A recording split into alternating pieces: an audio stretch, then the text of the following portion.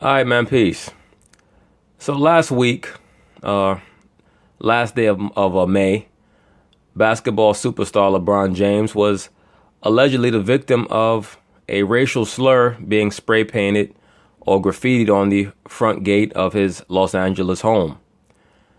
I got a lot of requests from brothers to cover this story, but I like to wait.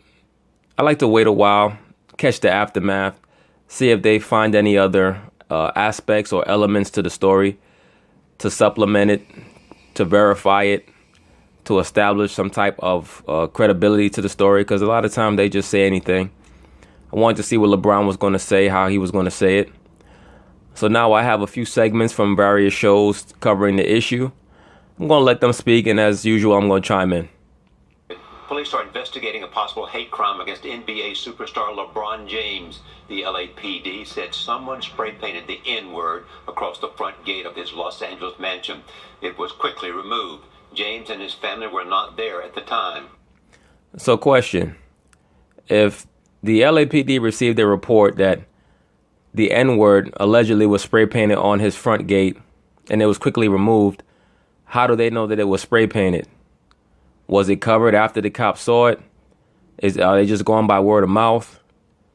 Do they have any footage of the perpetrator? Right? LeBron James's home is in Brentwood, which is a very affluent community in Los Angeles.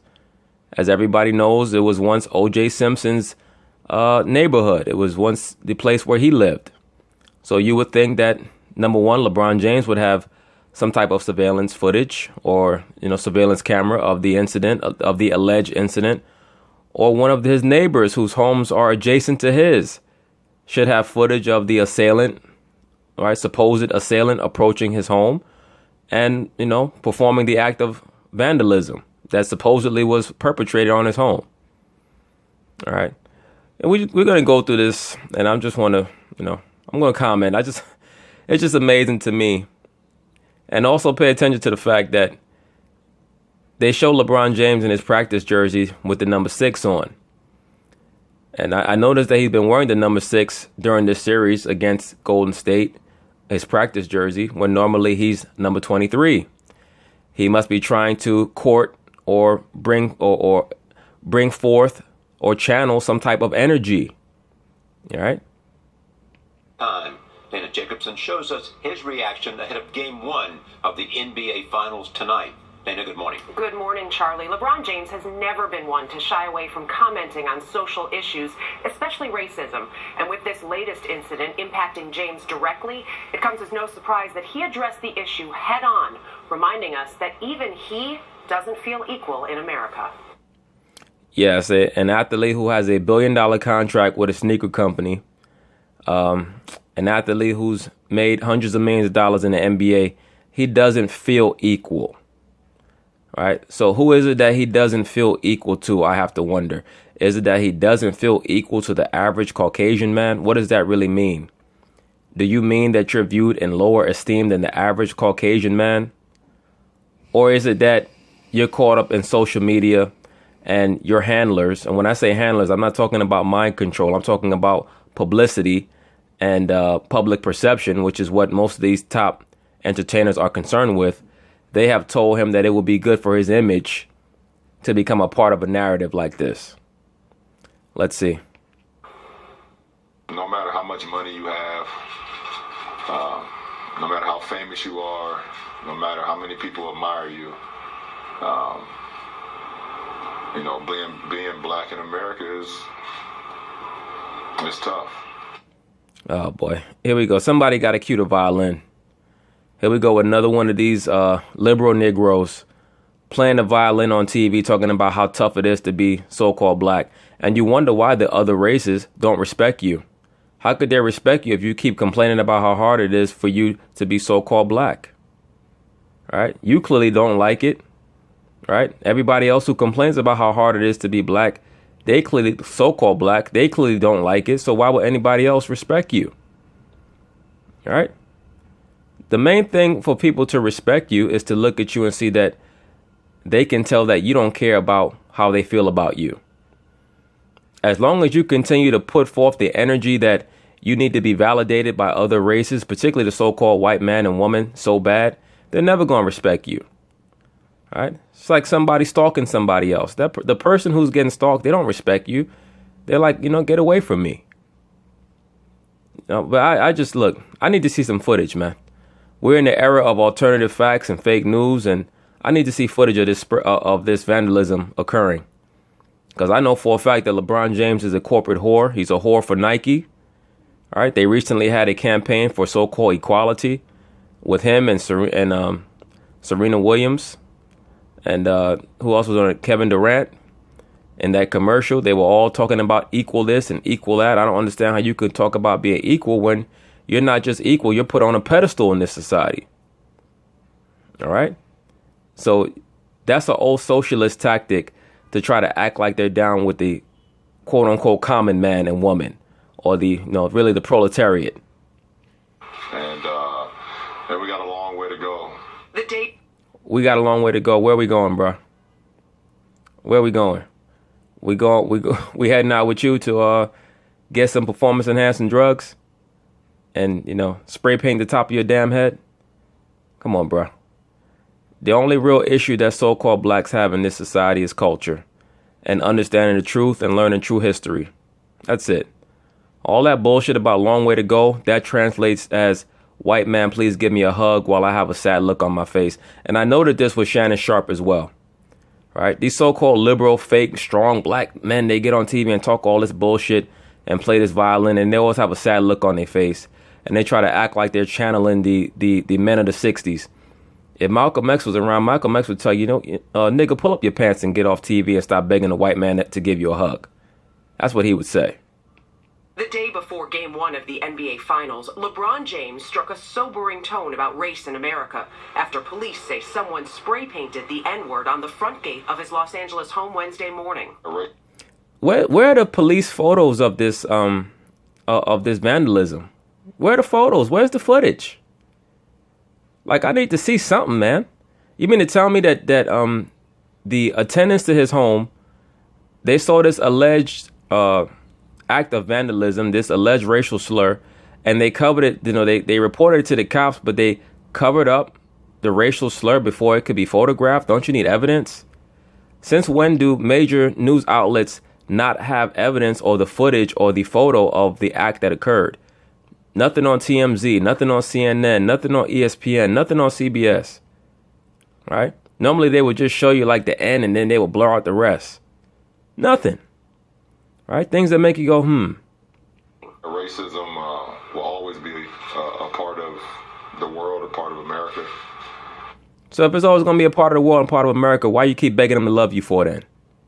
Or acting like you are? Because it seems to me like you're reading off a script to me, to be quite honest with you. And, hate,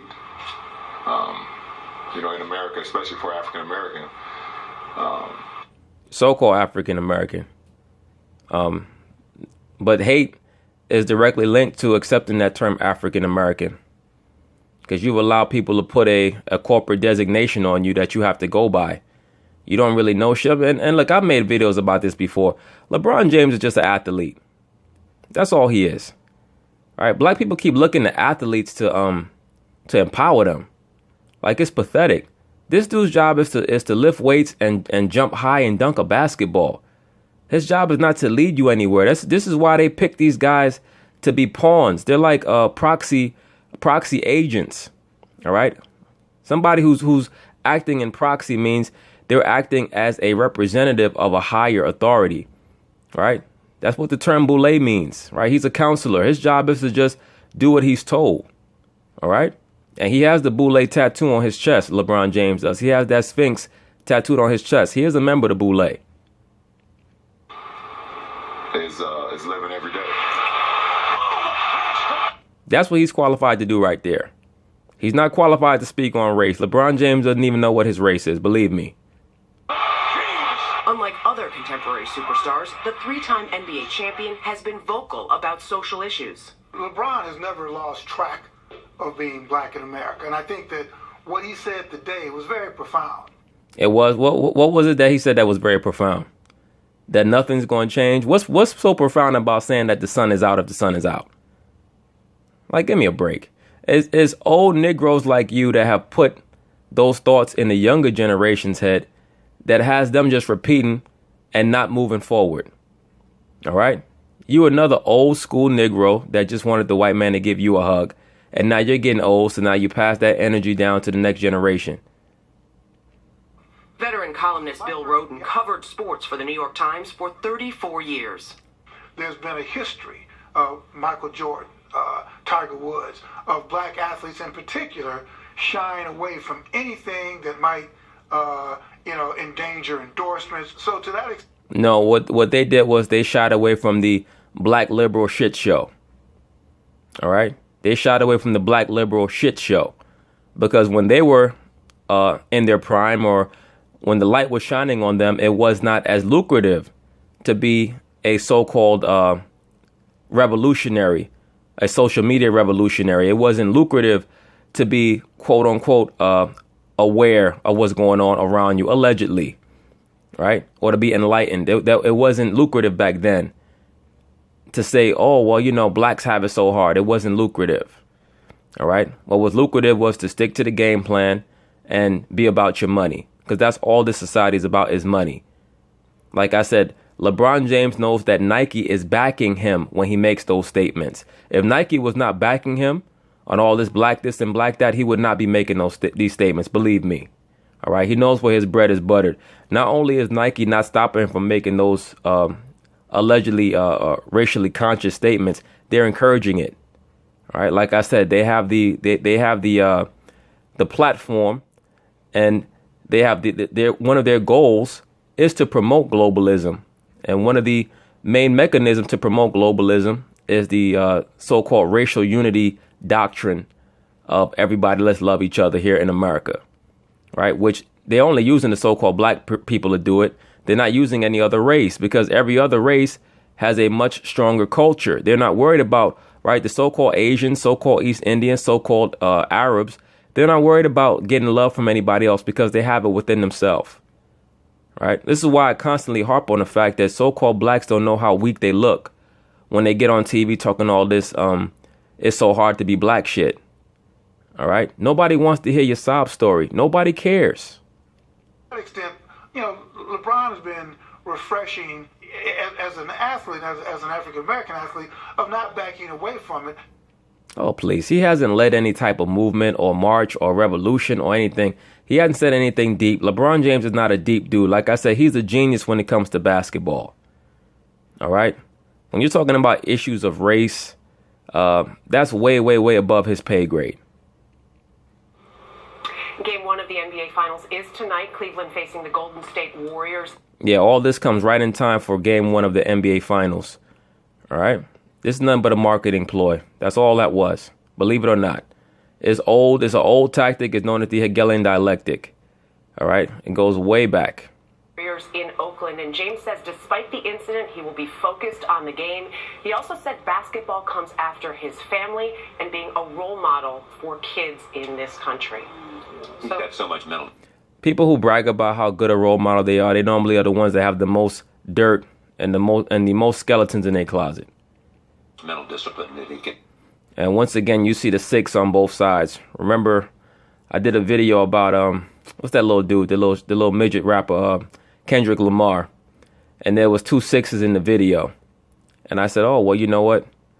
Maybe they neglected to include the other 6. In reality, those 2 6s, that's for the God Pan, right?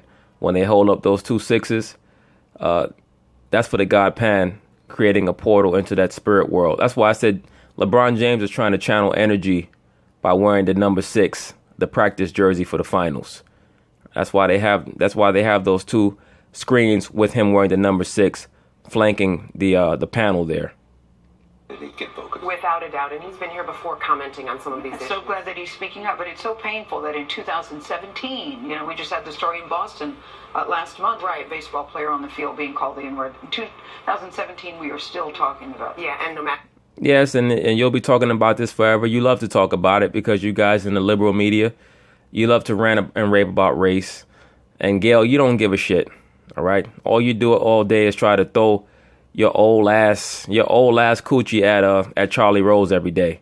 Every day this woman makes an ass of herself making passes at Charlie Rose. No matter the money, no matter the money or who prestige, you are. it does not matter. That's right. Yeah. Thank you, Dana. Yeah, it doesn't matter. So, Dana, why don't you go empty your bank account and give it to the first black man you see? I bet you won't do it. Okay, now we're moving on in this LeBron James saga to a TV show called The Jump, hosted by Miss Rachel Nichols. She's normally bookended. She likes to be bookended by a pair of large black men, two if not three if possible. She's about to interview LeBron James directly about this issue, about the alleged incident involving the vandalism of his home. And I'm going to chime in here and there. But first, it is important that we talk about what happened to LeBron James and his family this week. If you are watching this show, you likely already know someone spray painted the N-word across the gate of the house that LeBron owns in LA. Now, hearing about it yesterday was incredibly jarring. Jarring for who? You know, this is how you know, once again, in my humble opinion, and I truly hope that I'm wrong about this. Let me lay that out there, because I know that you have a lot of very sensitive liberal blacks, so-called blacks, and they'll probably say, how could you say this? How could you say that somebody would do this? Let me tell you something. In the so-called civil rights movement, and I'll probably make a video about this, most of the architects of the civil rights movement were white liberals. And one of the main tactics of the civil rights movement were to stage horrific incidents and try to pin it on Caucasian racists. All right? People like Stanley Levinson, Carl and Ann Braden, they were known for orchestrating fake racial incidents on blacks, on so-called blacks, to elicit sympathy for the the globalist cause of everybody coming together, which globalism is really just a facade for socialism / communism, and socialism / communism is really just a facade for Luciferianism. All right, humanism, which is the chosen methodology for the international bankers to make everybody debt slaves. That's really what the whole unity thing is all about. All right, that's all it's about. Forsake your culture and join in with us so that we can take your money, right? By issuing you fiat money and making you debt slaves. That's really all it is. LeBron James is bought and paid for. All right, he's nothing but a corporate whore. People can get mad at that. They can get frustrated about that. He's a phenomenal basketball player, but he's a corporate whore, and he is a member of the Boule. And I need to see some photos of this alleged racial slur. I'm not saying that it didn't happen. I'm just somebody who's speaking from the perspective of someone who's very aware of the tactics that the so-called liberal globalist agenda uses to attain their goals. All right. Which, of course, was the point. LeBron doesn't live in a neighborhood where there's much graffiti of any kind. I know. I live about 10 minutes away. I bet you do. You probably stop by LeBron's house during the summer, too, so that you can dribble his balls. So clearly, someone went to a lot of trouble to specifically track LeBron down, go into this neighborhood, and time things so the news would break right when the NBA was taking its biggest stage of the year. Allegedly somebody went through all that. Isn't that ironic, though? Isn't that funny? Somebody planned to spray paint the word nigger on his front gate right as the NBA Finals were starting, just in time to put him in the spotlight as a modern-day social justice revolutionary, as well as a potential NBA conqueror of the most stacked team in NBA history. Right? Sounds like somebody wrote that down on a script for him. And LeBron could have responded by just saying he didn't want to talk about it or that he wouldn't comment while the police were still investigating. But instead, he went completely the other way. He and I sat down for an interview. Of course he went completely the other way. That's part of his brand. Right? His brand is that supposedly he speaks out on alleged racial issues, quote unquote. That's part of his brand. For an interview yesterday, take a listen to what he said. This is where you live in the summer? Yeah. This is where your children sleep? What did it feel like to you? I still understand how race plays a huge part in America. And does it, LeBron, or does money play a huge part in America? right? Race can only play a huge part in America if you know what your race is. So-called black is not a race, it's a color. All right. So LeBron is just, like I said before, and I made a video about this. This is why they like to have these so-called black athletes as representatives of the so-called black community, because they put them on a pedestal and people want to listen to what they think about issues that are far above their pay grade. And like I said, I truly hope that LeBron's house was really spray painted, because I'd hate to think that he would be complicit in such a duplicitous strategy, right? I would hate to think that he would be such a corporate whore that he would say, yeah, go ahead and spray paint my gate so that I can get attention to myself and add on to my brand as being socially conscious, right? I truly hope that that's not the case. But until further notice, until further proof, and I hope that I'm wrong, that's what I'm going with. And if it takes for someone to spray paint my gate and use that derogatory term, that hate on my family, to shed a light on what the real issue is in the world, then so be it. So you gotta tell me what the real issue is in the world. The real issue in the world is not hate, bruh. The real issue is that you have a cartel of international bankers that want to make people debt slaves. You make people debt slaves by getting them to forsake their culture. All right, so-called blacks in America are already conquered. That's why our people are the easiest people to pawn out. All right. Right now, they're trying to break down the so-called Muslims in the Middle East. Very important to break them down because they control the oil. All right. They also have huge gold reserves out there in the Middle East.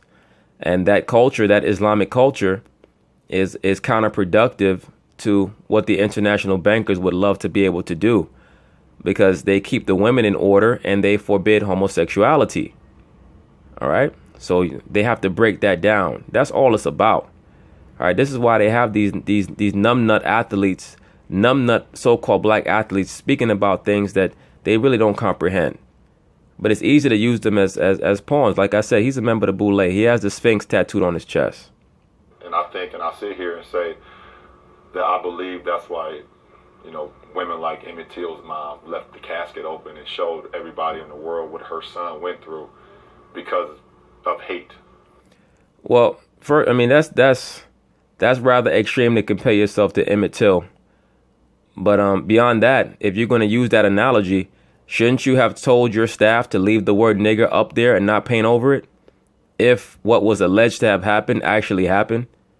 Shouldn't you have told them when they reported to you that somebody sprayed the word nigger on your front gate? Shouldn't you have said, leave it up there? I want everybody to see what was done. Why would you have them cover it up right away, allegedly?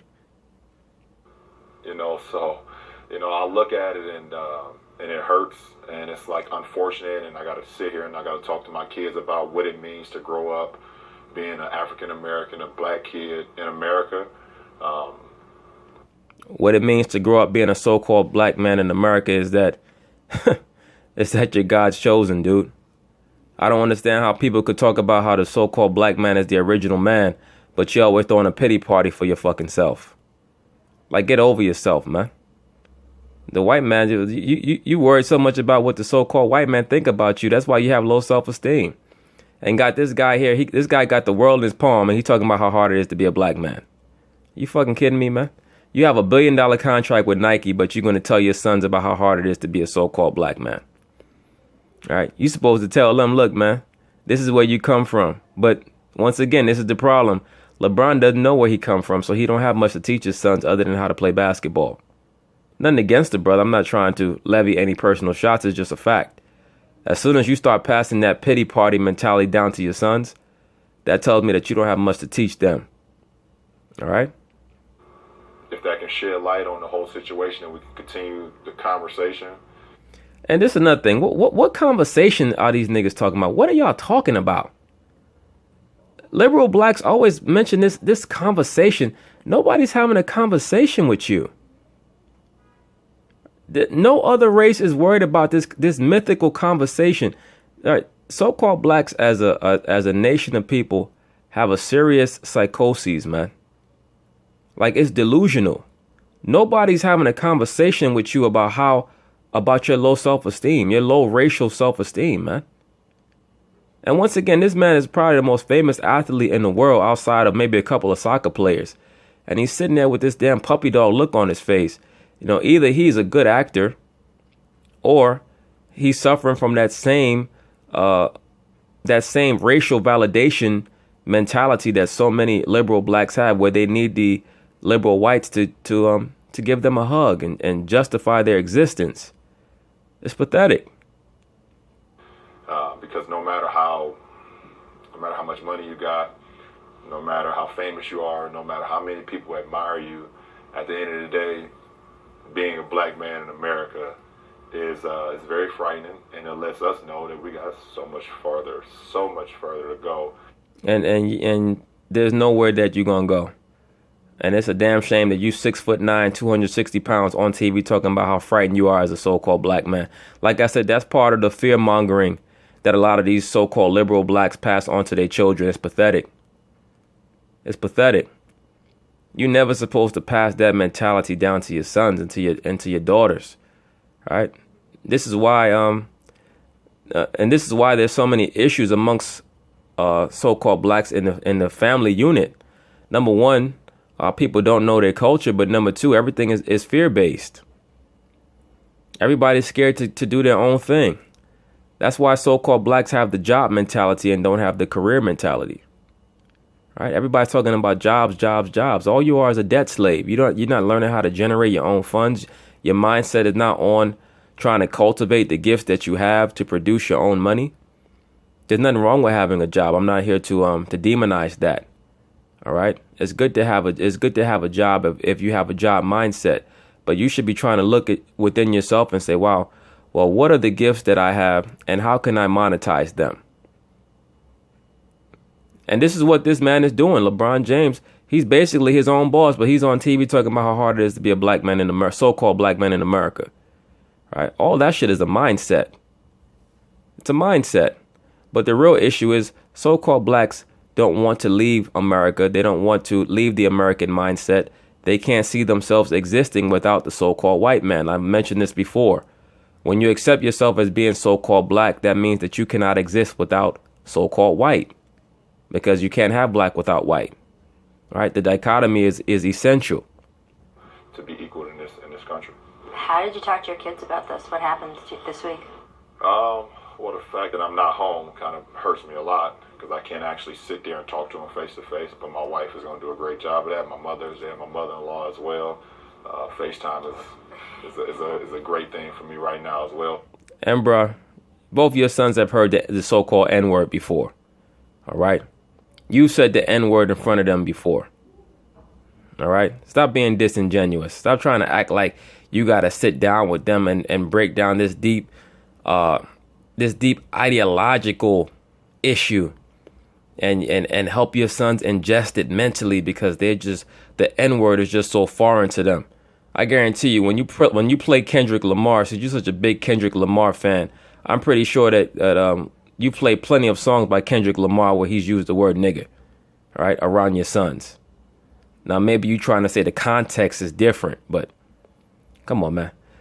If I'm LeBron James, somebody spray paint nigga on my front gate, I said, look, next time you spray paint nigga, use a capital N, all right? Because I am that nigga. You keep that shit in mind. Well, so my boys are old enough now, and I just hope they understand that at the end of the day, you have to always shed light on things that may seem like it's at its darkest point. So that's the lesson LeBron wants his kids and all of us to take away from this. That the dark stuff isn't something you no comment on or hide from. You heard LeBron mention Emmett Till in that clip. Till was just a 14-year-old kid in 1955 when he was kidnapped, beaten, and lynched in Mississippi. As LeBron noted, when it came time to bury Till, his mother demanded that his casket stay open so the world could see what happened. And in turn, that simple act rallied tens of thousands to support the civil rights movement in the South. So, what effect will LeBron speaking out have? It's hard to say concretely, although I do know that Google searches for Till skyrocketed 2,000% yesterday in just the 40 minutes after LeBron mentioned him on the podium at Media Day. Emmett Till is also the issue that inspired Muhammad Ali when he was a child. Because I think Ali stated he was only 2 years younger than Emmett Till when that event occurred. And for those of you who don't know, Emmett Till, not only did he allegedly he whistled at a white woman, or they kidnapped him. Allegedly, how the story goes, they kidnapped him and beat him, but they beat him for days. And one of the men who beat him was a black man, right, at the behest of the Caucasian men who wanted him dead for sexually coming on to a so-called white woman. Sometimes awareness is the most powerful weapon we have against hate. And yesterday, LeBron very purposefully used that power to its fullest. All right, Tracy, I want you to kind of take us into being a star player on your team. All the attention is on you. Something happens off the court.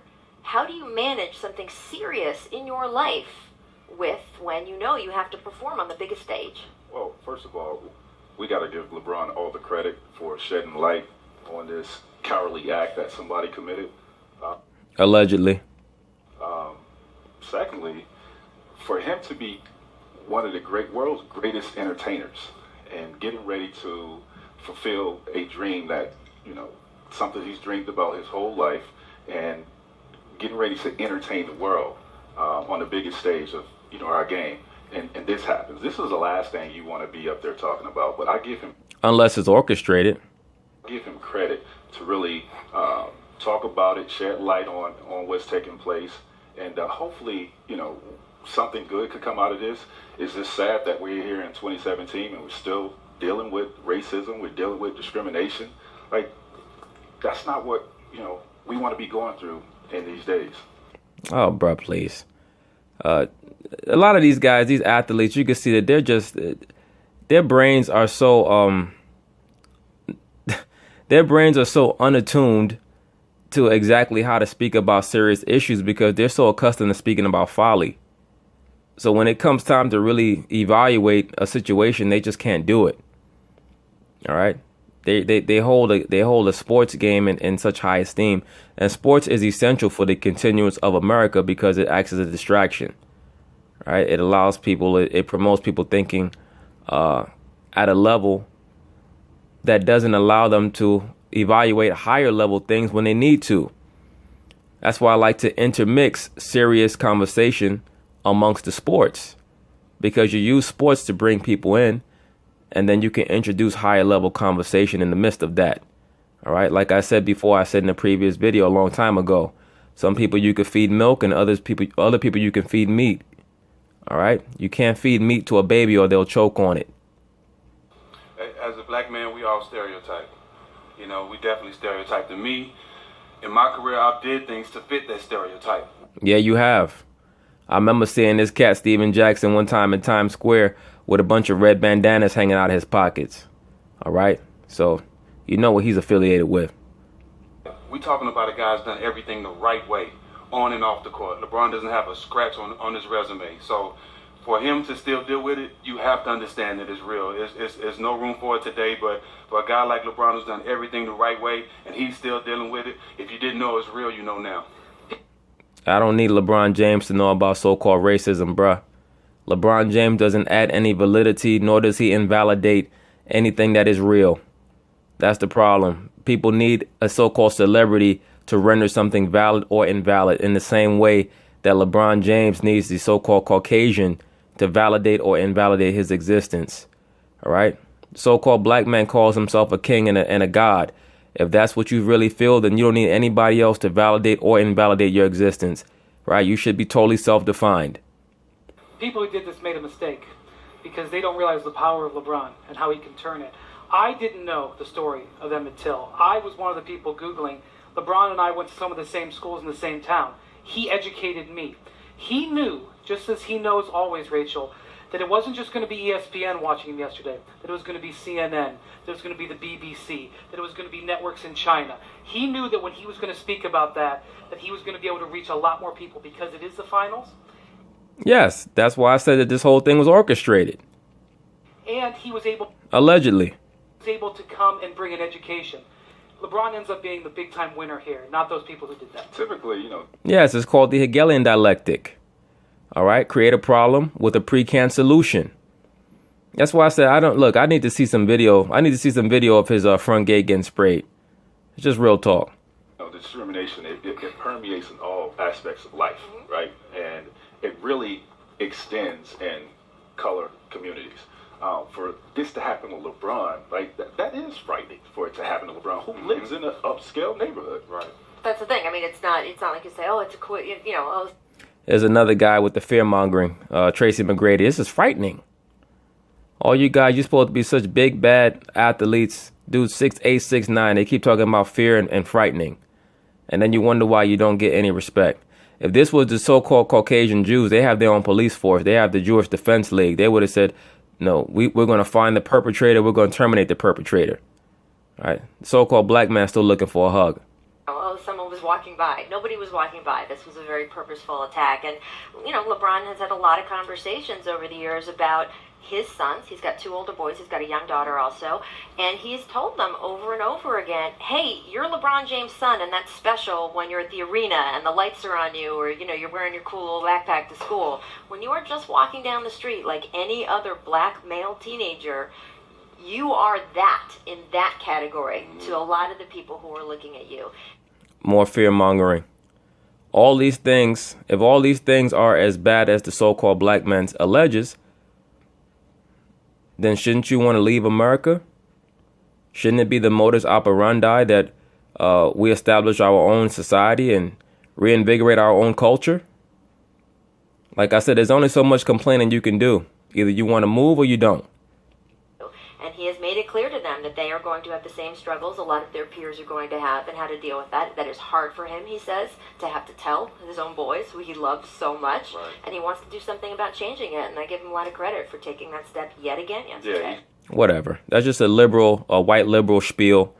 This is the same female who was all for the bathroom bill to have transgenders going into different bathrooms, men dressed up as women, transvestites, men dressed up as women going into women's bathrooms. She's all over the place. Like I said, the liberal agenda, they pull these civil rights movement in with them so that they can use blacks as pawns.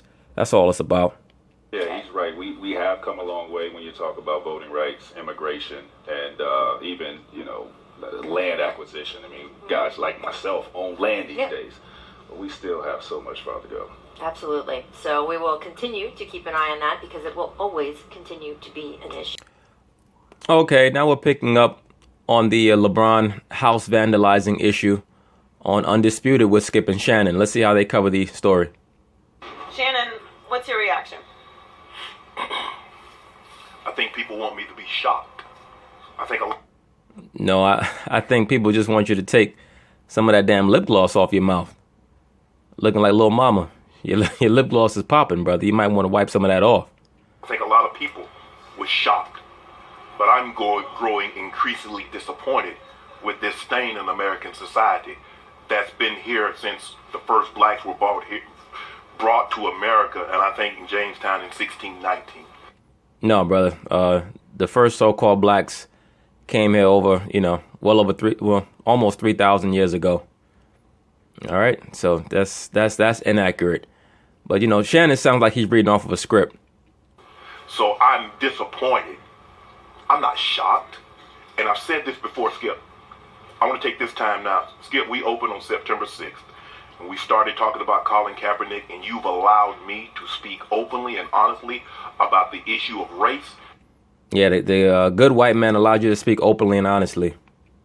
Not only in sports, but in America. And you have spoken powerfully. Thank you. No, the brother has spoken well at times, and other times he's spoken ignorantly, and he's spoken from the standpoint of somebody who's looking for pity. I've said numerous times, the hardest job in America isn't being a professional athlete. It's not being a bullfighter or a matador or having some job that puts your life at risk. The hardest job in America is being black. These guys, man, they have a real mental problem. The hardest job in America is being black. The hardest job in America, if that is the case, and the hardest job in America is being a so-called black man, is because you have to deal with all of these other low self-esteem having blacks like Shannon Sharp, who constantly are looking for pity and are constantly trying to force their liberal bullshit beliefs on everybody. trying to act like they're valid when they're not. All right. Once again, if the black man is a king and a god, as he says, then he shouldn't be so affected by what's going on around him. Is there so-called racism in America? Yes, there is. If you want to call it that, I call it self-preservation. All right. The majority of so-called whites in America are the descendants of white trash. All right. They do what they can to keep themselves in an elite position and on top. That's their job. Right.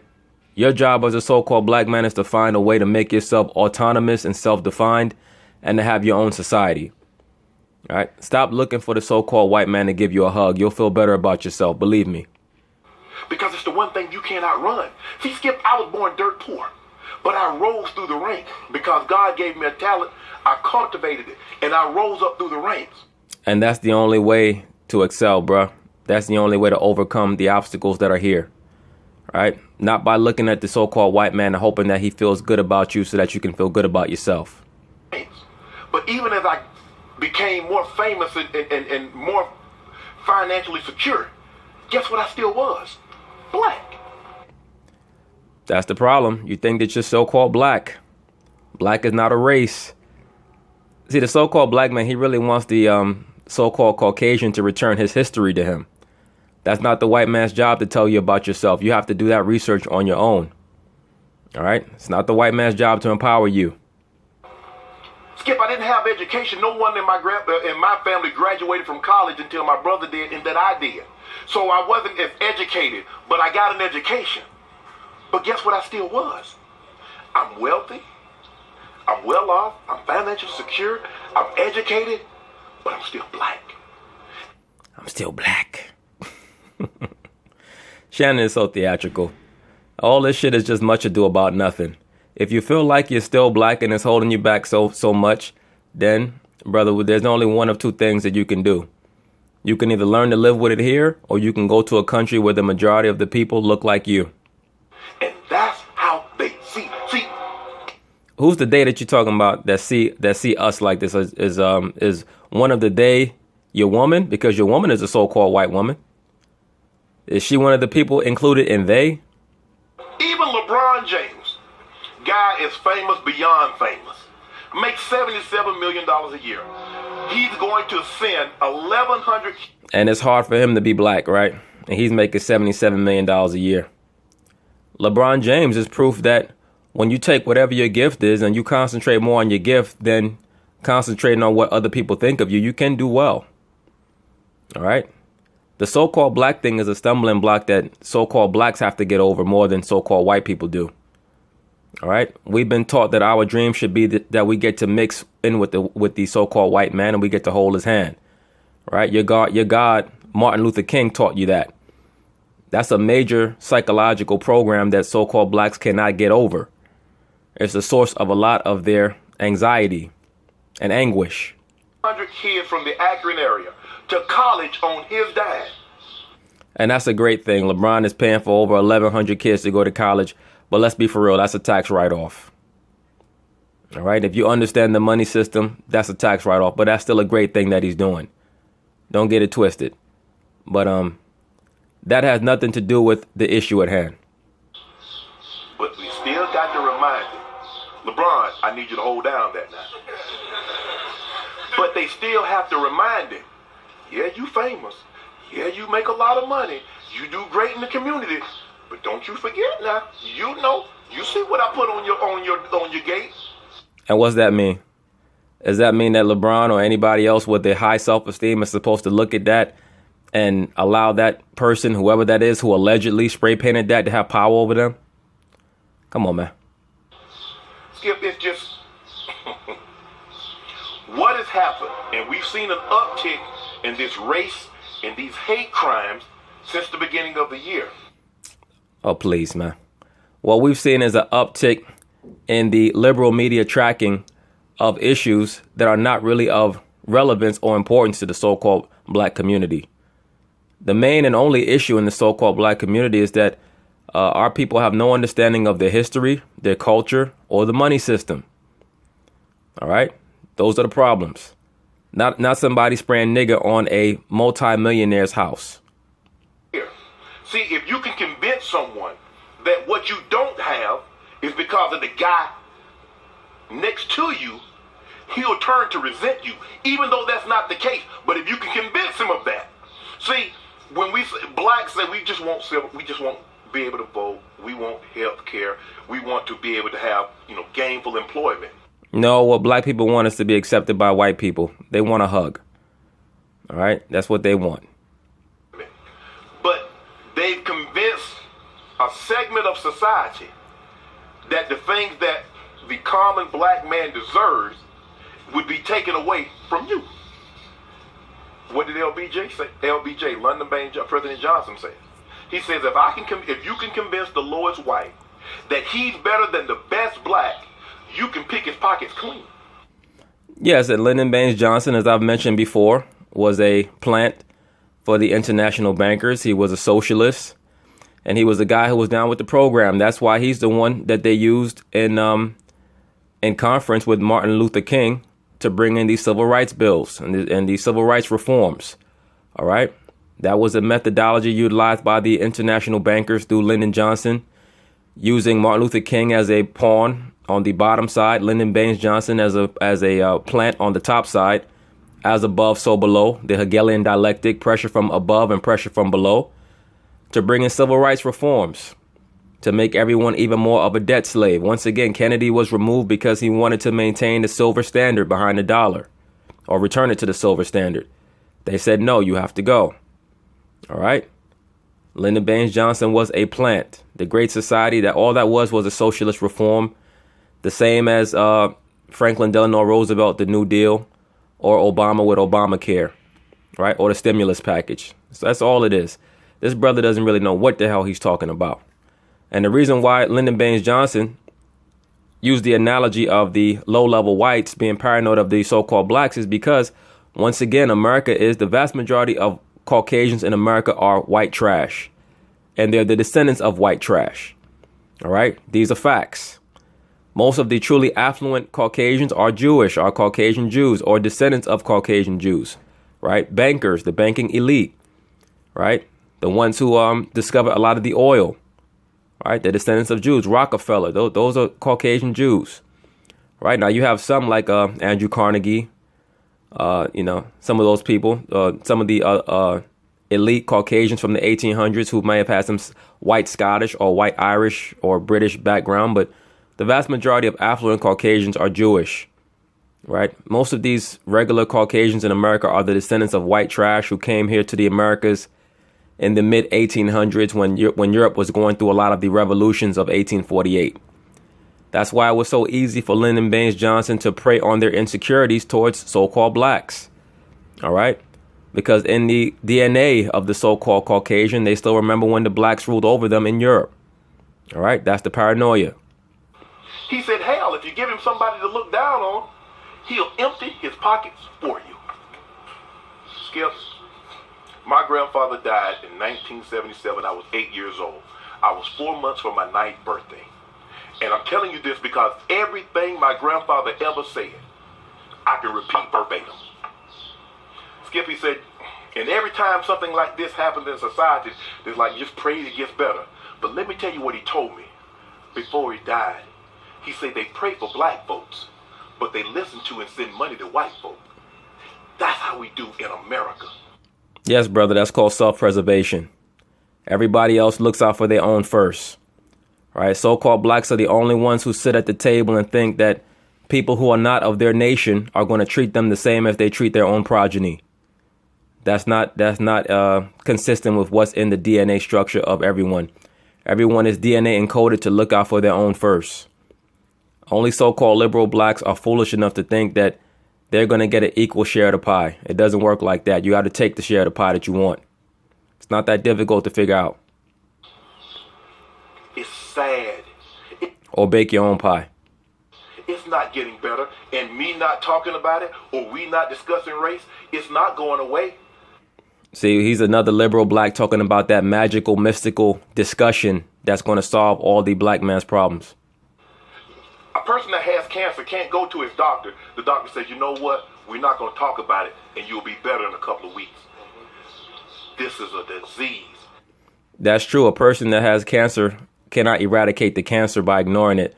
But that's a poor analogy, because the problem that so-called blacks have is not so-called racism. The problem that our people have is lack of knowledge of themselves, lack of knowledge of culture, and lack of knowledge of the money system.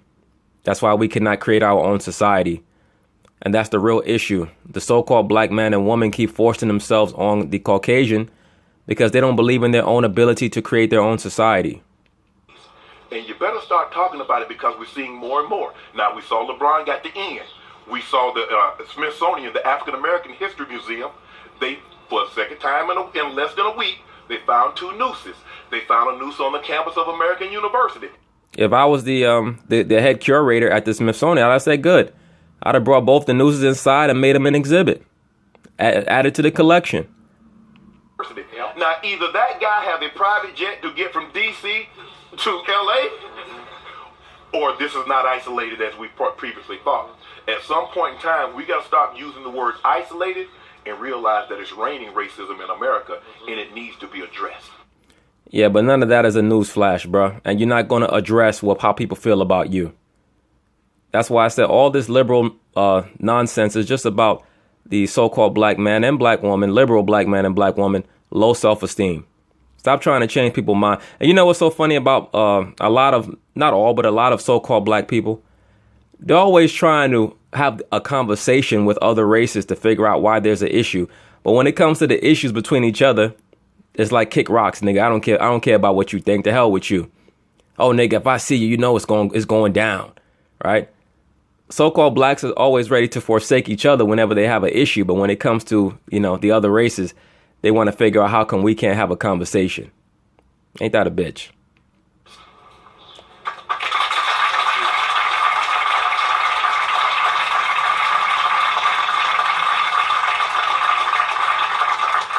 Shannon gonna try to parlay this into some speaking engagements on race.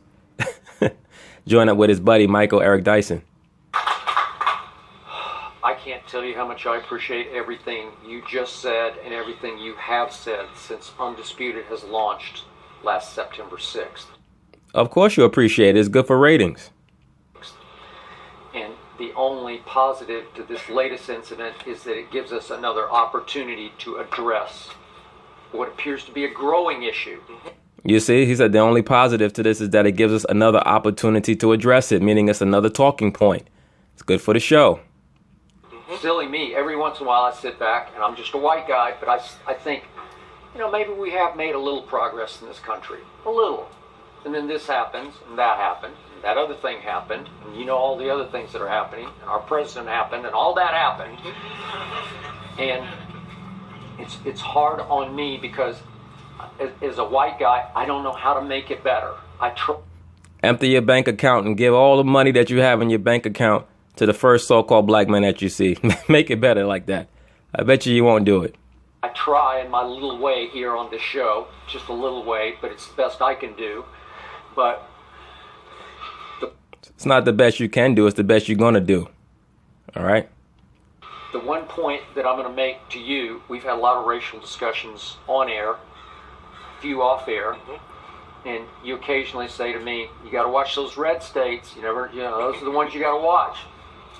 I don't know if there's a bluer state than California, right? And I'm not sure there's a bluer neighborhood than that Brentwood neighborhood of Los Angeles, California, right? Right. So it even happened there. And look, I don't know who did this. It could have been a straight hate crime. It could be just pure evil. It also could, I'm just going to throw this out just to be objective about it. It could be some psycho Warriors fan just trying to distract LeBron on the eve of the NBA Finals. Or it could just be a orchestrated event by the liberal whites using LeBron as a pawn with the promise that they will elevate him to a higher position. They will make him more marketable as a socially conscious athlete. They did the same thing with Martin Luther King. They staged events with him as the centerpiece to raise his profile, right? Once again, it's called the Hegelian dialectic. It could be, but I have no idea, just to keep some balance here. But I'm hard on LeBron in basketball terms, in the basketball context. But you know and I know that I have been nothing but supportive of him in this arena because LeBron has spoken up and spoken out and spoken as powerfully as you have spoken in his context, spoken beautifully yesterday. No, he didn't. All he did was whine. And in my opinion, all he did was read from a script. Just my opinion. Like I said, I hope that I'm wrong. I truly hope that somebody did spray paint his front gate with the word nigger. Because I would hate to think that he allowed himself to be used as a pawn like that, just for the sake of advancing his own image and making himself more marketable as a social justice internet revolutionary. All right, but that's all that I see right now, just going by the facts. I need to see some footage. We live in a surveillance society. I have a hard time believing that none of these major news outlets have any footage of the alleged perpetrator.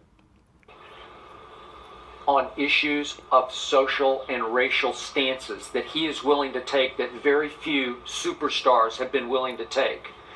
This is the one area in which LeBron clearly eclipses the great Michael Jordan. Because I did cover Michael, and I do know Michael, and he shied away from this area. Yes.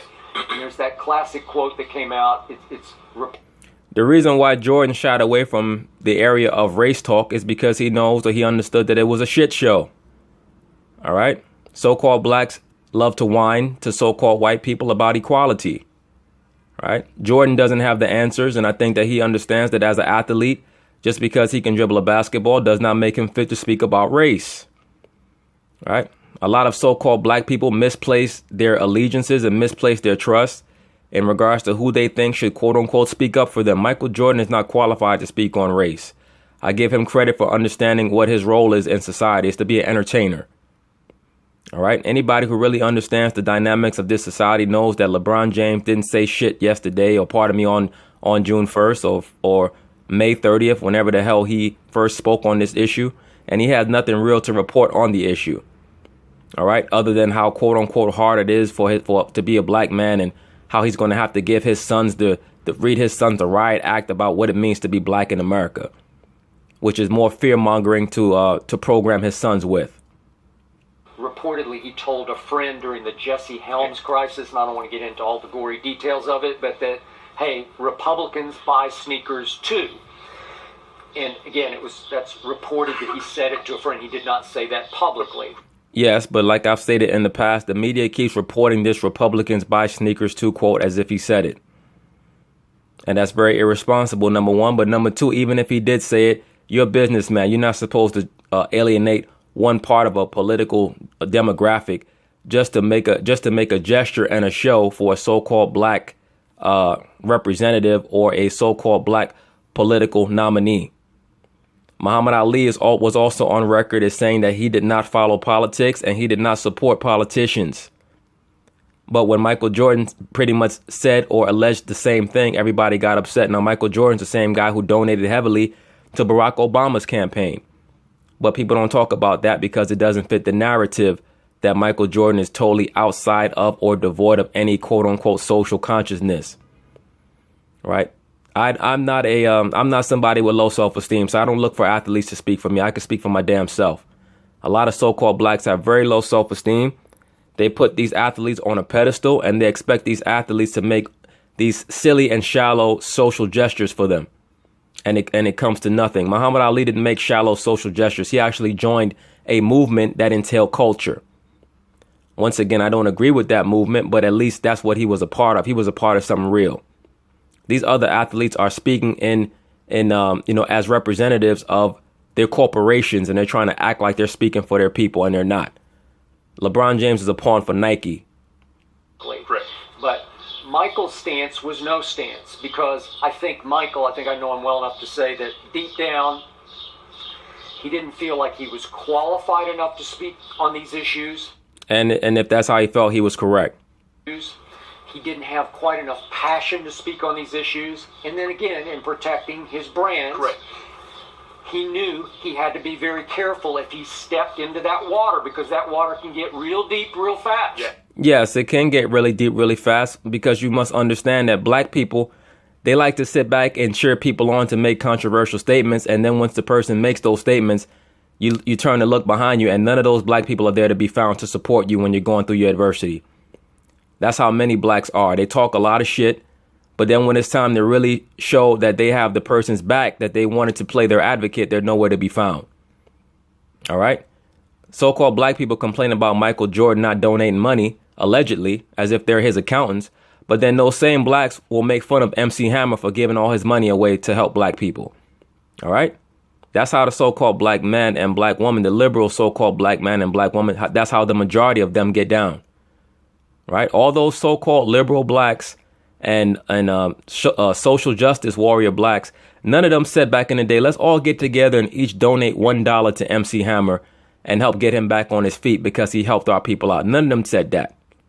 All right. So in other words, Michael Jordan understands that you can't make black people happy. So he just plays behind the scenes and does what he does. I'm going to make a video about Michael Jordan very soon that's going to cover all angles to the best of my ability. But it's just hilarious when you try to please these different demographics. That's why you should not be trying to please anybody. Yes. Because if you speak out, some people are going to say you weren't strong enough. And obviously there are going to be a whole lot of people who are going to say you were too strong. LeBron is fearless in this area. Correct. And I want to applaud him. I want to say bravo to LeBron is not fearless in this area. He knows that Nike has his back. Now, back in the Jordan era, you know, when Jordan and Charles Barkley and those people were representatives of Nike, that was not a social justice era, right? That was an era of playing the company line. You know, they put all the light on Jordan, but no so-called famous black athlete was speaking about race back then, right? Magic Johnson, Mike Tyson, Jerry Rice, Michael Jordan, Ken Griffey, Barry Bonds, Barry Sanders, you know, you name them. None of them were speaking on that level in the late 80s, early 90s. That just wasn't the time for that. That was the advent of the corporate athlete. Right now, it's fashionable. You know, that's why Nike made that equality commercial with LeBron, Kevin Durant, and Serena Williams. It's fashionable to act like a revolutionary, when in reality, you just want to mix with everybody. Like I said before, Serena Williams, you know, she just wants to run up under a so-called white man. But allegedly, she's in an equality commercial. Right. The liberal blacks that they use, the so-called elite liberal blacks, they just want everybody to love them. They're not really for their people. All right. How could you be for your people? You don't even know what your race is. To LeBron James for stepping up because he didn't need to do that. He didn't have to do that. No, he could have said no comment and kept it moving. Yeah. He could have, unless it was part of the publicity for himself to create that cult of personality. Yeah, he didn't even have to say no comment. He could have just said, I'm not going to take any questions on this. Let's just talk basketball. And he seized yet another significant opportunity to make an incredibly significant statement yesterday. And I appreciate that because that will resonate. What you say resonates. And he opened a door that needed to be reopened because... He didn't open any door. All he did was talk shit about a conversation that's never going to happen. All across America, and you guys can get a very good book. There's a book that was written called Sundown Towns. And it's basically about cities all across America, middle America, where a so-called black man is not allowed to be there after sundown. All right? The vast majority of so-called whites are not interested in having a conversation with you. Stop trying to pursue their approval. All right? It's not relevant and it's not really conducive to your own mental well-being.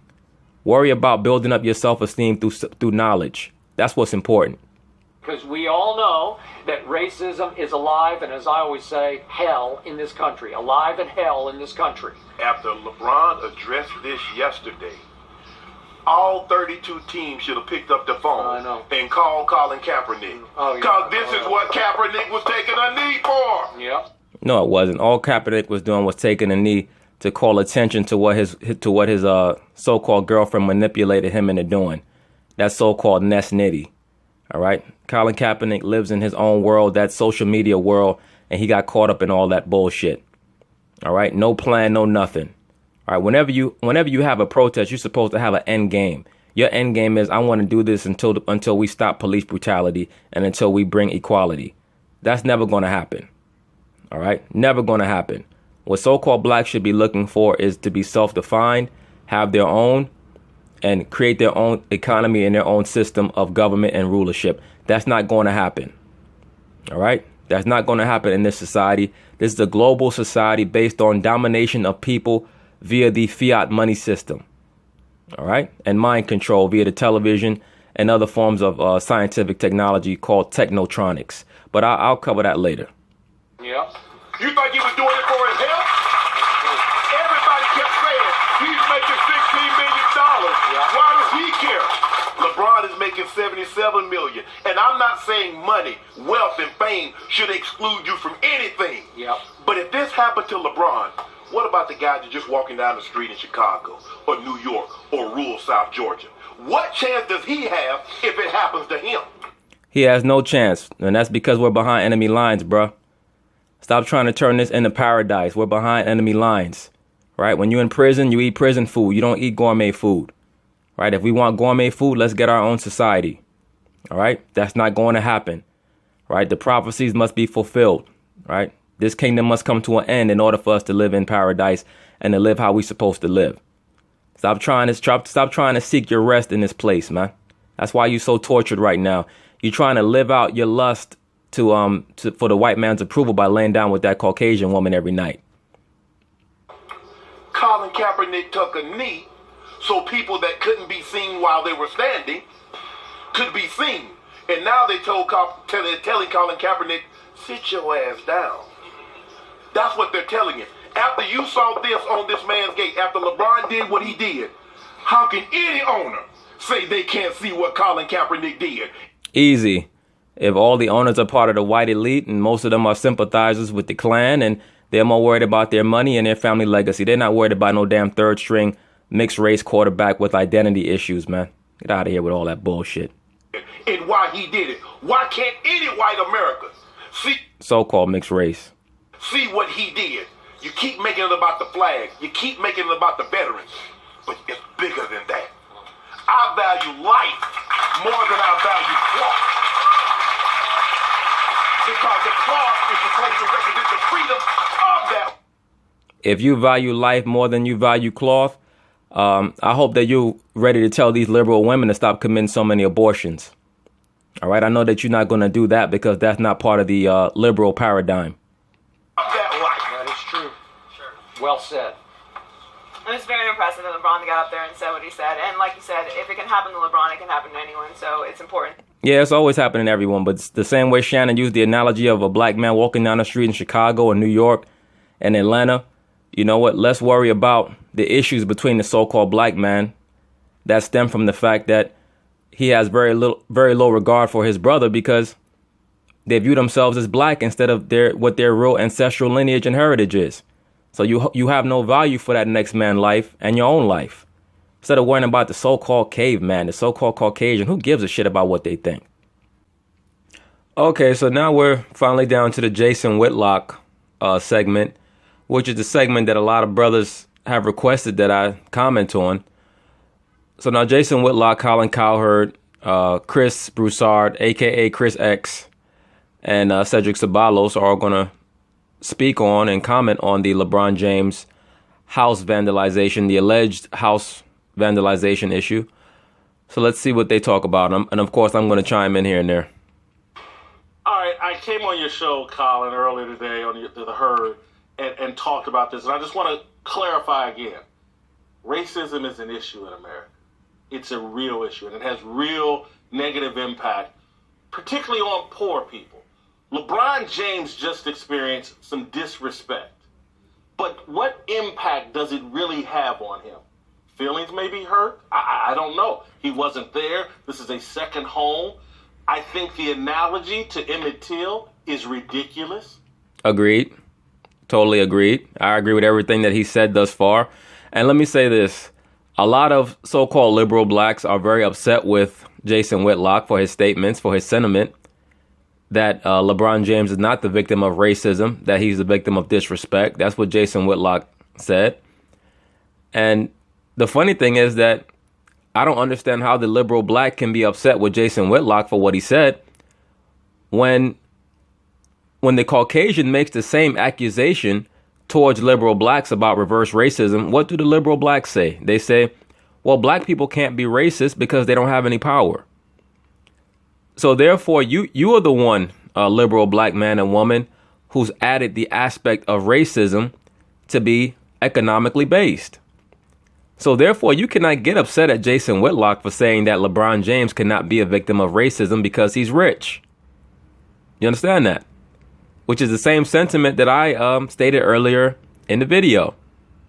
There are a lot of problems in so-called America. There always will be, because this is modern day Babylon. Okay? Babylon means confusion, land of confusion. What's going on here in America? Nobody knows their race. Nobody knows their history. Nobody knows their culture. No one knows their lineage. Everybody just wants to mix together. They think that mixing is going to solve all their problems, right? Especially the so-called black man and black woman. They think that the acceptance of whites is going to solve all their problems, and they try to mask it behind a fake pro-black facade. Like I said before, pro-blacks are really just pro-liberal whites. They love liberal white people. They just want a hug. That's all they want.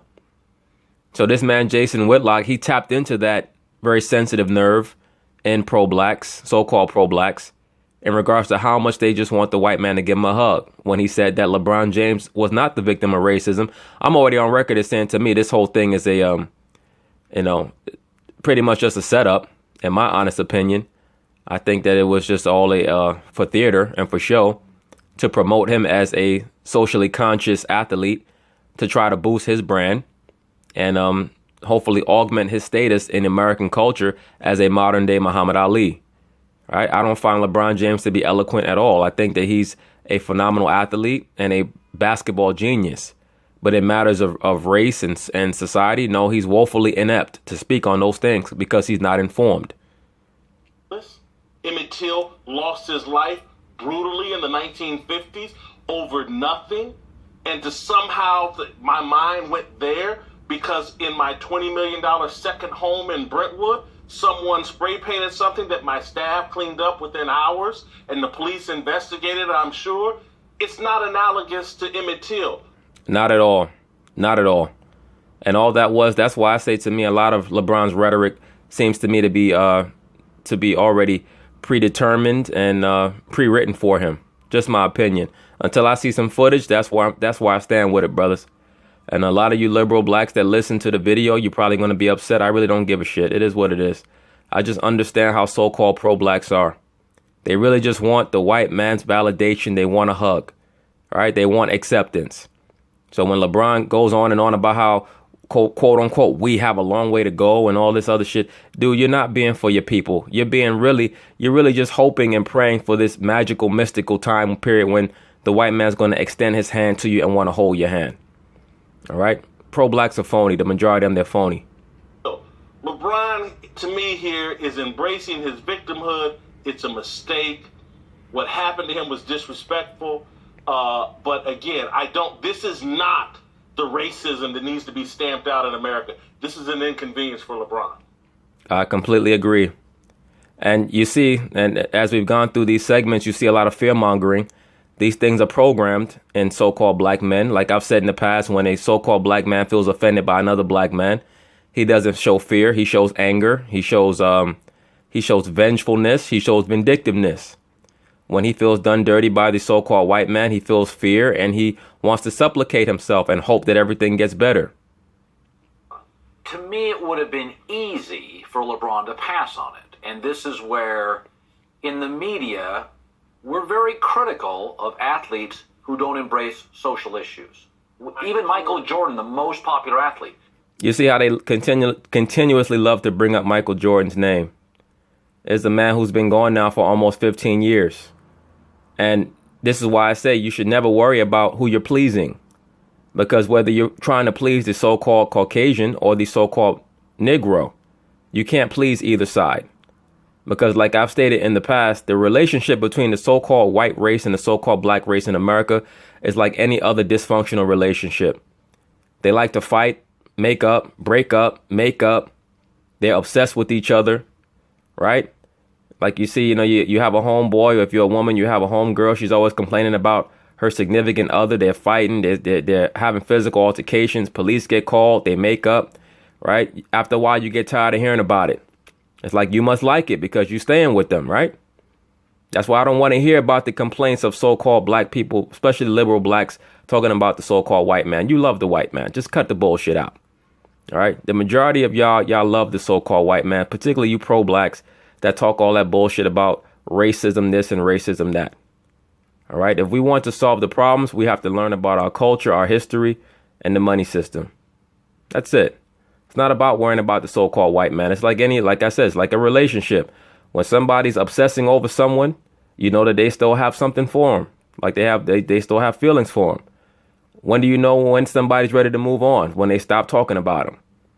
All right. When you see so-called blacks stop talking about white people, and when you see them stop worrying about getting the white man's validation through unity and all this other bullshit, then you'll know they're ready to move on to bigger and better things.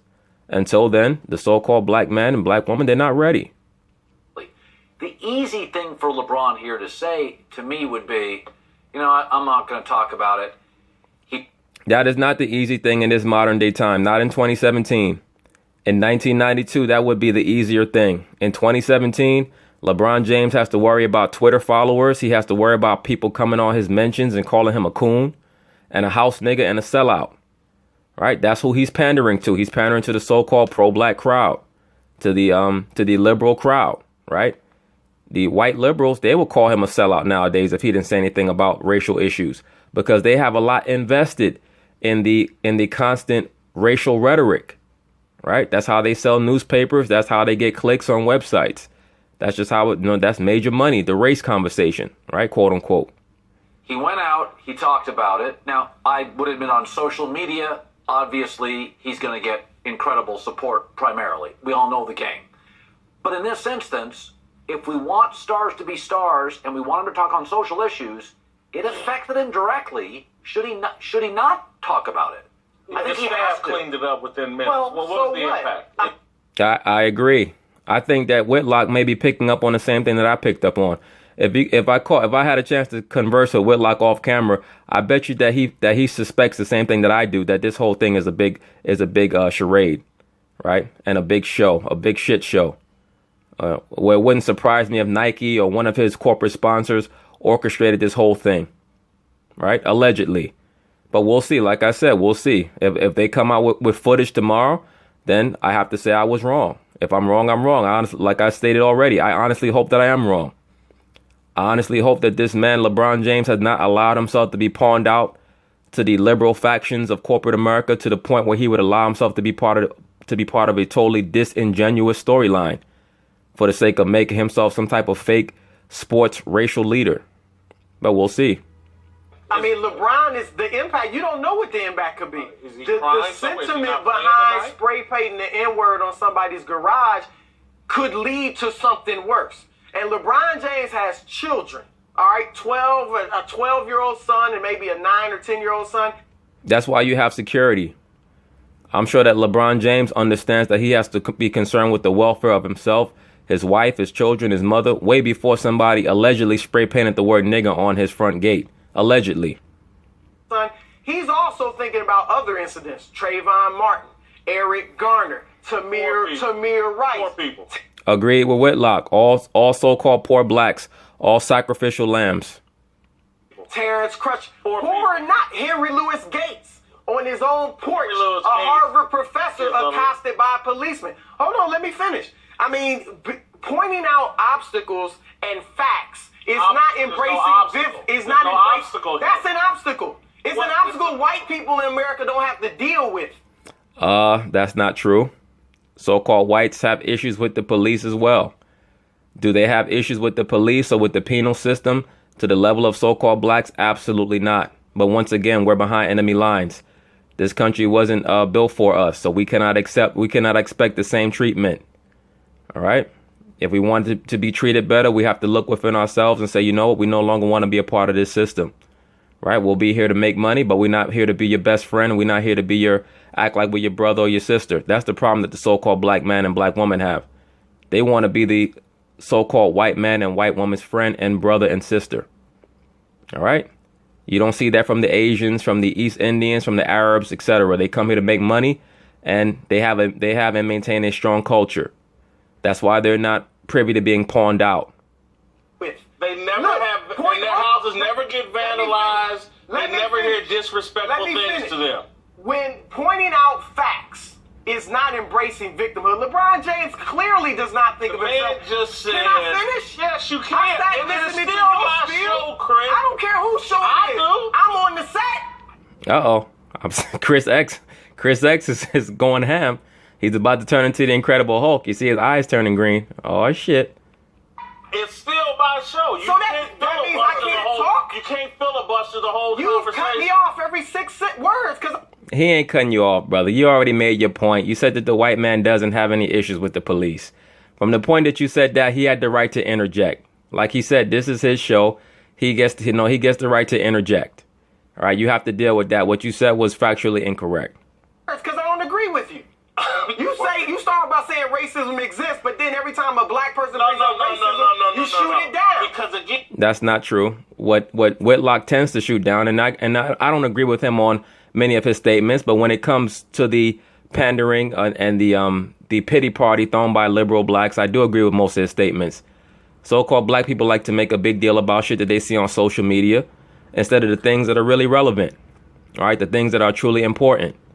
I'm sorry, but LeBron James getting the word nigga spray painted on his front gate, that shit is not relevant to me, especially if I don't see any proof.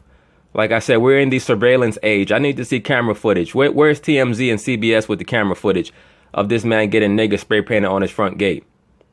All right, he's talking about Emmett Till and how Emmett Till's mother had the open casket. Well, why didn't you tell your staff to leave the word nigga up there for everybody to see? again, someone spray painting something on a millionaire's home. He's not a victim in that situation? Hell no. He was victimized? No, a victim is somebody who gets done dirty and they have no chance in the court system. They have no chance with the police force. All right. No matter what people say, there is an economic criteria to oppression. There's no doubt about that. It's not just about race. It's about economics as well. LeBron James is going to get respect from the police and from the court system that a regular so-called black man will not get. Nothing, Chris. In the grand scheme, and to analogize it to Emmett Till is a joke. That was a joke and very, very disrespectful to Emmett Till also, to his memory. All right? Very disrespectful. To say that, oh, man, it's just so hard to be a black man here in America. Bruh, just stop. Nike just gave you $1 billion contract. Stop acting like you about to lead the revolution. You're not leading no revolution nowhere. You love so-called white people, LeBron, particularly liberal whites. Yes, you do. All right. So-called black people, they have to figure out what is the battle? What's the war that you're trying to wage? All right. Stop confusing yourself. Are you against or are you for? What are you looking for? Because the magical, mystical conversation that's supposed to solve all your problems, all the race problems, that shit is not coming. Well, I think what LeBron was doing was speaking general for the people. He wasn't saying to myself, No, he wasn't. He was speaking for his corporate backers. I have it hard. I have it difficult. No matter how rich you are, no matter how much. Right. But he was, in general, he may have screwed his words up. But in general, I think he was talking about the people. I think he was speaking for the people. I think he wasn't speaking for no people. And once again, so-called black people want athletes to speak for them all the time. That's why, and black people are not going to get this. This is why our people are held in such low esteem across the world, man. Our people are constantly looking for athletes to represent them. It's pathetic. Because LeBron James is 6'8" with a 40-inch vertical. He's supposed to speak for black people. He's qualified to speak for so-called black people? No, I don't think so. He brought up Till for everybody who don't know, who has not had that information or seen the pictures of it, to go Google it. Go check out how bad it has been over the years. And then after you look at Emmett Till, what's next? What's the plan next? All right. I would actually have more respect for a so-called militant black person who looked at pictures of Emmett Till and said, I'm going to go out and get revenge. All right. I wouldn't advocate that, but I would have more respect for it because at least you plan on actionizing something after you see that, rather than somebody that says, just look at those pictures. Now sit back and be miserable and teach your sons to fear white people. I remember when I was a kid, there was a movie made about Bruce Lee called Dragging the Bruce Lee Story. And they added a fictional element to the film where Bruce Lee, from a young boy, his father gave him an amulet so that he would not be chased by a demon. Supposedly, there was a demon that was chasing the the male line of Bruce Lee's family from all the way back from his father down to him. And his father gave him the amulet to protect him from this demon that was attacking the male line of their family. So near the end of the film, Bruce Lee's martial arts teacher tells him that you're going to have to confront this demon, because if you don't, the demon is going to be passed on to your son, and the demon is going to haunt your son like it haunts you. And in the culmination of the film, not to blow the movie for anybody who hasn't seen it, but in the culmination of the film, Bruce Lee fights the demon and defeats him so that the demon will not harass his son. And the so-called black man is going to have to assume that same position. All right, you're going to have to attack this demon, this so-called race demon, because right now what the black man does is he's just passing his fears down to his son. All right, all this shit about it's so hard to be a black man in America. Yes, it is difficult to deal with certain issues here in America because we're behind enemy lines. But to say that it's hard to be a black man and you can't run from it, you shouldn't be trying to run from it. You should be accepting it and really embracing it and loving it. All right. Stop calling yourself a king and a god if you're going to keep talking about how hard it is to be a so-called black man. All right. How everybody wants to look like you and dress like you. Stop talking that shit then if it's so hard. All right. The problem is that so-called blacks want the white man to love them so much. Years. I think that's what he's doing, using his platform for you guys to reminisce on this is a harsh word. This is a harsh situation. This is bad in America. And that's all he was doing. He wasn't saying that, this is going to punish my family. It's going to punish me. By the way, he was just LeBron did not have a script. It's funny that you say that. I don't know about that, man. We do this in the media. I've had it happen. He had no script when he's dropping Emmett Till. And we just heard Charlamagne the God. There's a script being played from by everybody else. Thank you, Whitlock. You see that? And now this is the first time I'm watching this this round table. I told you. I bet you if I had a chance to talk to Whitlock off camera, he suspects the same thing that I suspect. That LeBron's corporate backers have put him up to this thing, and this whole thing is a fucking charade. All right? That's why he said there's a script. I said the same shit. He didn't just come and start mentioning Emmett Till out of nowhere. LeBron, look, I like LeBron. Like I said, he does a lot for his community and for his people, but he's not the sharpest knife in the drawer, right? When it comes to non-basketball things, he's just not. I'm not saying that he's not intelligent. I'm saying that he's not informed. All right? He's just not. There's a difference between intelligence and knowledge, and he's not knowledgeable about so-called black history. He's just not. You could tell by how he speaks, right? He's just not. And for him to name drop Emmett Till because somebody spray painted something on his front gate, a 14-year-old that was beaten to death to where his face was deformed? Really? Nah, bro. I'm sorry. You're trying too hard. You're trying too hard. And, just going back to the whole black people wanting the white man to accept them. Also, in that Bruce Lee film, there was a scene near the end where Bruce Lee, of course, Bruce Lee really spent the whole film trying to get the love of the white man. And near the end, when he goes to China and opens up his own studio, his own movie studio, there's a scene where his partner, after coming to the understanding that Bruce Lee has been trying to negotiate the film Enter the Dragon with American movie studios, Bruce Lee's Chinese partner looks at him and he says, you want their love so bad. Talking about the white man. He says, you want their love so bad. Our love is not good enough for you. In terms of social media, I get to speculate. Okay, first of all, and I believe your speculation is on point, Whitlock. He came out there and he just talked extemporaneously. He's a pro athlete. I'm a broadcaster. I should be able to do that. He's got other things in his mind, like the biggest finals in the last 20 years, first of all. Second of all, when kids are involved, it's different. I think I'm fairly rational. Kids were in Cleveland. It does. Thank you, sir. All this bullshit. Oh, my kids. Stop. Your kids have round-the-clock security protecting them. Let's cut the bullshit out. It doesn't matter. If you have kids, you always feel threatened. The people didn't know that spray painted didn't know I'm where not kids objecting were. about kids. With my kids... He said the people that spray painted it didn't know where the kids were. What were they going to do if they saw the kids? Spray paint the kids' eyes shut? Give me a break, man. Yo, Chris Broussard, I mentioned this before. He's one of these guys. What he's trying to do is he's trying to out-black all the other so-called black people at the station. And you see that a lot with so-called black people that are very, very light-skinned. Right? They try very, very hard. And if you look at most of these civil rights movements, a lot of them were led by so-called black men who you could tell had insecurities about their own racial composition. That's why they tended to be extremely light-skinned.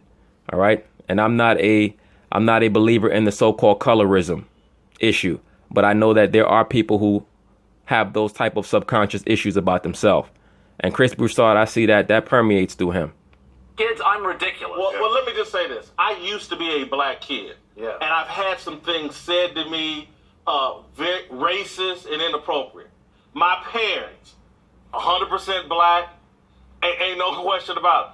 There was no, oh my God, Jason, we got to stop. Someone called you the N-word, and let's see how you dealt with it and felt about it. It wasn't that big of a deal. If someone denies you an opportunity, you can't go to school here, you can't have this, you can't have that, that is the impact of racism. Okay. Agreed. And that is the same definition given by liberal blacks when the Caucasian accuses them of reverse racism. That's what they say. Well, blacks can't be racist because we don't have power. So by that definition, LeBron James cannot be the victim of racism because he's a person in power. And I'm sure that he has more power than the person that allegedly spray painted his front gate. Okay, LeBron was inconvenienced, and racism affects the poor, the very wealthy. And for him to sit here and say, no matter where you are, it's tough being black. It ain't tough being LeBron James. Agreed. It's great being LeBron James. LeBron James gets shit for free. That's what happens when you become wealthy and you become well known. You don't have to buy half your shit. You get it for free. All right. That's how it works in America. This world is based on a plutocracy, meaning ruled by the rich. All right. There is a racial element without a doubt.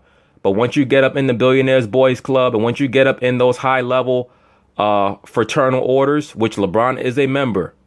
All right. All that shit goes out the window. All right. You get your own monarch, sex slaves. You get the adulation of the crowd. You get the media behind you. You can miss me with all that bullshit, man. So you said it ain't tough being Oprah Winfrey. A Princeton study done a few years ago by a professor at the university showed that white people and black people with the same credentials, clean record, going in for a job or applying for a job, whites are more than 2 times more likely to get a call back for the job. Secondly, absolutely, and like agree, racism. Yes, that has nothing to do with what happened to LeBron James, and that happens in America because this is not our rest. This is not our place. All right, we're behind enemy lines. It is what it is. Right? People like Chris Broussard are affected by stats like that because he wants to be equal. He wants the white man to love him. Secondly, when white men with a felony on their felony on their record, can I finish? Yeah. White men with a felony on their record get calls back for jobs as much as a black college graduate with a clean record. So, hold on, black college graduates, all of them aren't poor. Some of them are educated and come from money, and they still don't get called back. That's bullshit. Because if they coming from money, they don't need. They're not worried about getting jobs. So Chris Broussard, he's making up that little aspect of what he's talking about. When you come from wealth, you're not submitting job applications, right? You're starting a career. Beyond that, most people who are affluent, they get hookups. Back more than a white felon. So don't tell me it's just about poor people. Chris, people face unfairness in this world. Nobody's saying No. People face unfairness in this world. The wealthy regardless of color, have a far better chance of overcoming whatever unfairness happens to them than people that are not wealthy. There's no doubt about that. And LeBron James has been the recipient of perks for the last 20 years. All right. And I know that he's come from a very low income neighborhood. I've stated this already. But believe me, he's had people looking out for him for 20 years. I just look, I agree with Whitlock. A lot of liberal blacks are losing their mind over this little interaction. You know, Chris Broussard, like I said, he's just a guy looking for speaking engagements. This man getting spray painted on his front door that he never saw, his staff cleaned up. It's an inconvenience. It's not racism. It's not being denied a job. It is racism. He didn't spray paint jerk on his door. He can speak out and say, you know what? This was terrible. Whoever these individuals were, it was stupid. But the people that really are impacted by this are the poor people who face discrimination. That's why I think he was speaking for them. I don't think he was, like you're saying, so inconvenienced and he never saw it. He immediately thought of Emmett Till. Agreed. That's how I know that it was a pre-done statement. I agree with Whitlock. These guys don't get it because, see, the black man allows himself to be emotionally manipulated, all right, like a female. So what were you to say that that's wrong? I don't know. We're on a show. I get to say what I think. If he you get really to say felt it's right, that I get way, to say it's wrong. If he really felt that, why? Look, when Jews talk about the Holocaust, or when Americans talk about ISIS and feeling a threat from the Middle East, do we say that's embracing victimhood? That's different than... No, they're not embracing victimhood. But when the Jew talks about the Holocaust, they get to do that because they control the money system and they control the entertainment industry and they control the media. That's how it works. We get to give our version of history when we stop trying to suck off their titty, when we get our own and do our own. And that's not going to happen until this society falls. Simple as that. Than spray paint, Chris. He's talking about more than spray paint. He's talked about Trayvon Martin. No. In this statement here, when? I'm talking about his whole... This dude has been speaking out for years. We're talking about this. Social injustice. Let me ask this. What should he have said? What? The only reason why Colin is acting like he's going hard on this cause is because he's a LeBron stan. All right, he's all for LeBron. But he asked Whitlock what should he have said. What LeBron should have said is he should have been honest and saying, look, I'm making this statement right now because it's coming right before the finals, and I have the chance to really monetize my brand as being a social justice hero as well as a basketball superstar. Because in my honest opinion, that's all this is about. What I just said. This is bad what happened. The people that did it are stupid. But let's be real here. I have a great life. The people that are poor... Because, again, he's not some victim. He's not saying he's a victim. He's saying... Yeah, well, wait a minute. Now you're saying that he's not saying he's a victim. A while ago, you said that he was a victim, Chris. You don't even know what the fuck you're saying. And, Muhammad Ali... Muhammad Ali said he used to make a lot of statements. He said back when he fought Sonny Liston, at ringside, the people were yelling, knock that nigger out. And he said he would go back after the fight in the dressing room and he would laugh with his homeboy, Bundini. And he would say, all those idiots, they paid $100 for those tickets. I'm getting all that money. All right. That's how dudes look at that term when they're not looking for the white man's love. All right. Ali wasn't looking for the so-called white man's love and acceptance, at least back then. And that's how you approach it. It's not shit to you because you don't give two shits about what the Caucasian thinks about you at all. All right. When you know where they come from and you know where you come from. Now, when you don't know where you come from, you need their acceptance because you watch their television and they're the heroes all the time. So you want to be equal to them so that you can feel like them. His life ain't tough. Black people have it tough in this country. Black people have it tough. And poor his people degree, have it tough in this country. Like you said, Oprah and LeBron have it difficult in their type of situations. Like around people with status and money in there. There's still somebody else that may come up and say something bad about Oprah or LeBron. Okay, well, somebody say something bad about Oprah or LeBron, tell them to kiss your ass. I don't give two shits. Are you living for yourself and for your family, or are you living for the acceptance of somebody else? LeBron. Let's do this. Let's ask LeBron, Oprah, me, Chris, you. Is there some poor white person that we would trade places with? No. I wouldn't trade places with anybody.